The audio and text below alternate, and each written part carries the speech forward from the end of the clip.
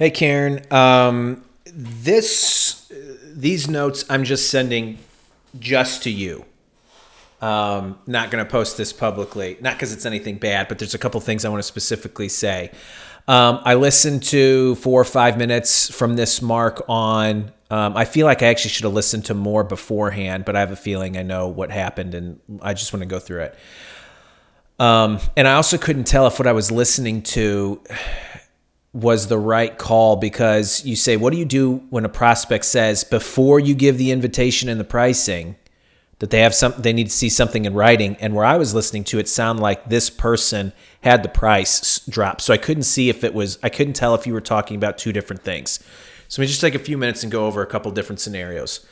If before I give the invitation and the pricing, they want to see something in writing, think about this. If it's before I give the invitation, what would they want to see in writing? The invitation is so short. This is a reason for, let me bring up let's bring up the Rocket Launch script. And this is only recording a portion of the screen. Oh, no, you can see this. Okay, so this is one of the reasons. I was telling Joel this yesterday. Every time this script now, it brings up. Okay. So here's the invitation, right? When you look at it, hold on. Okay, invitation. So boom, we have this piece in here. This ROI calculation probably adds another, it could add anywhere between 30 seconds to a minute all the way up to like 5 minutes if a person is poor at math and they don't know what ROI calculations are. But really, when you go through this section here, these couple of paragraphs, and then you jump all the way past this and you get into this bit here, I can get through that in 2 minutes. And I move quick, and this is one of the few areas, I was telling Joel this yesterday, I do not mess around in this section. I read this word for word because I want to move quickly through it. And the way that the cadence is of this section, I want to get to this point where I'm like, all this amazing stuff, you get all this stuff, it's our best program, yada, yada, yada, $2,500 discount, but you can get it today for one payment of $5,000. And I go silent. I don't want to give them opportunities to interject and see what's going on. But let's say that we get to this section here, and maybe you get a couple paragraphs in, and they're like, well, I want to see something in writing. I was like, oh, well, we haven't even gotten through all this section. Why don't you just let me finish real quick? Let me just go through it. If you want to still see something in writing, we'll talk about that. Okay, but let's say before you even got to this section, before the invitation, because that's what you said, before the invitation and pricing, they're going to have to see something in writing. I'd honestly be like, what are you trying to see in writing? Okay. So then you say, in other words, when you're drafting up a contract and they say, nope, won't decide on this call because I'm analytical and I want to read over things. Cool. That's fine. But so remember, think about the fact that we do have people, C's and S's, who need to take time. And we have some ways to accommodate that, which is work through them, make sure they really want it, make sure they're bought in, make sure we have their pain. Okay, and that we've provided a solution to their problem. And then we say, okay, I can shoot you over. We have the follow-up email that details the program, gives the pricing. Say, I'm going to hold this for you for 48 hours, but only if you're going to follow up with me. We're going to book another call to make a decision on it.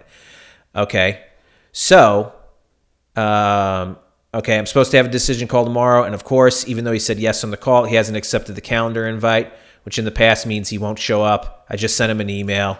This is what he said to me. I'm concerned about the no guarantees. I heard that in the call.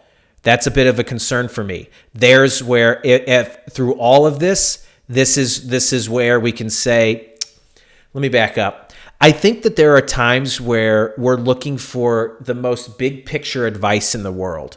Like, what's the magic button for us to be able to close this sale? But really what we see is, we made a misstep. We made a misstep here talking about this. You made a mistake by starting off by saying that could be it. Like, it's not about what you do in this situation, right? Like, what do you, I don't know if we can coach around. What do we do if we start off by saying we don't offer a money back guarantee? the thing is, we just can't do it. We can't do that. If you know that that is an issue for you, you got to start creating talk tracks, and you got to be working through it on your end to say, hey, no matter what, when they bring up guarantees, I can't start off by saying we don't offer a money back guarantee. We have the talk track right here. Start working through language on your end, right?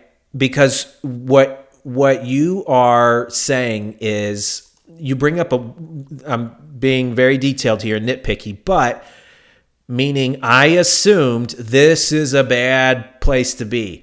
I don't want to assume anything about this prospect. I want to confirm it. I want to ask a question, okay? But there are times I don't even know that I want to be careful about the question that I ask. I would not ask the question if someone says, what are your guarantees? I'm not going to turn around and say, oh, are you wanting a money back guarantee? I'm making an assumption there. What are my guarantees? We go through this talk track. We guarantee. We have the We Won't Let You Fail plan. We guarantee to build you the database and get the pieces of the machine in place for you. And if someone hems and haws at that, then I'm going to go back and say, cool, what kind of guarantee were you looking for? And then if they're saying like, well, I want a money back guarantee. Well, how would that work? You do the work. How would the money back guarantee, what sort of, detail it for me? Because maybe what he's saying is, I want my money back if you guys don't build the database for me. Okay, I could understand that because we got to build a database for him. But if he's saying, what if I don't get leads with this? How do I know you're not doing the work? So I want to go through those details with them and not make the assumptions. Okay. Right when we do this, it feels like we're making an excuse. We've probably broken rapport, and he's bringing it up now several times. I think what you're saying is this is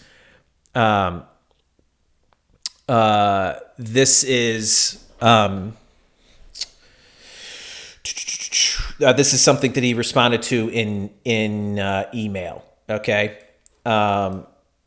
So, and the other thing I would say, what's really interesting, I want to have a chat with my friend at LinkedIn. What's your friend at LinkedIn going to tell you? Like, I don't know. If it's a friend, he's going to chat with them anyways. Yeah.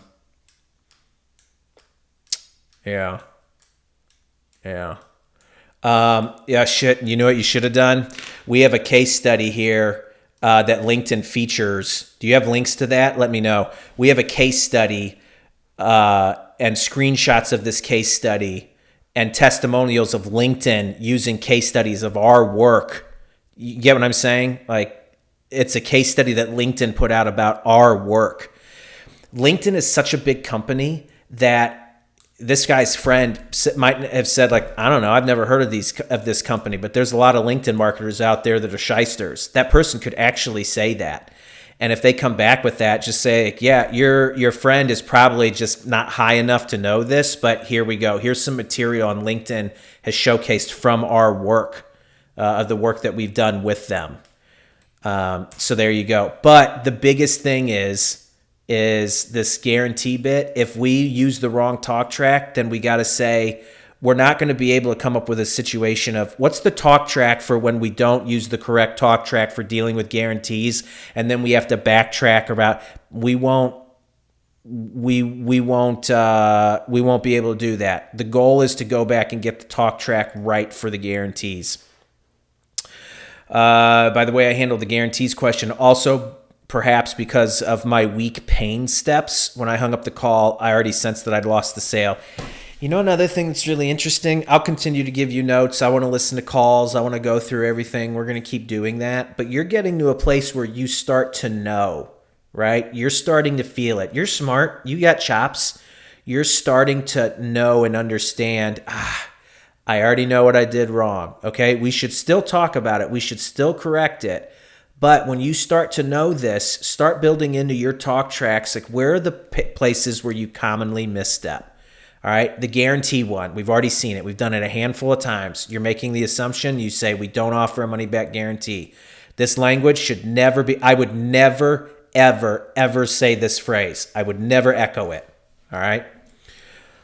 But then on the weak pain steps, we would have to get more detailed into what happened. I'd have to listen to those parts of the call. But if you already think they're weak, I would want you to tell me what is weak about them. And then we can start talking about how we fix that from there. Did he really get into pain? Does he really have a big problem? What is he trying to do? Is he at a place where he's making X amount of dollars and he wants to make 3X amount of dollars? What does that mean if he gets to that 3X level? Those types of things. That's what we want to dig into and figure out what's the roadblock there. I can't just ask him a question or two. He's like, yeah, I'm just having trouble getting leads, and then move on and think we got pain. All right. So if that's what you're talking about, weak pain steps, we need to continue to use our questioning strategy to dig in. Okay. Hopefully that helps. And I don't want to make this too long, but if you want to talk through this later in person, we can do that. Holler at me. Thanks, Karen.